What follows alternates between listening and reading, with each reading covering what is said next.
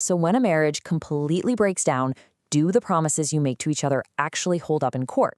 Well, today in this explainer, we're diving straight into exactly that by breaking down the landmark contract law case Merritt versus Merritt.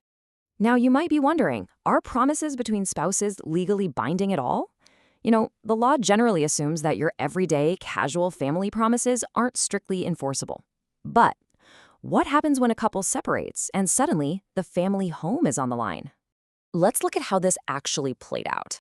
First, the husband leaves his wife to live with another woman. It's a highly emotional situation, obviously. The wife, who stays in the house, demands some concrete financial arrangements. Initially, they just make oral promises to each other. But eventually, the husband actually writes out and signs a formal agreement. And the exact wording he used is absolutely crucial here. He wrote, quote, "If the wife pays the mortgage, the house will be transferred to her." Right? So this wasn't just some vague passing promise. It was a very specific transactional condition. So the wife steps up. She fulfills her end of the bargain, consistently paying that mortgage month after month. She showed total commitment to this agreement. But get this, despite her doing all of that, the husband just flat out refuses to transfer the property into her name.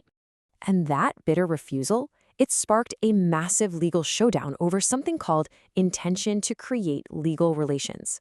This is the foundational legal principle that asks, did the parties actually intend for this agreement to be enforceable in a real court?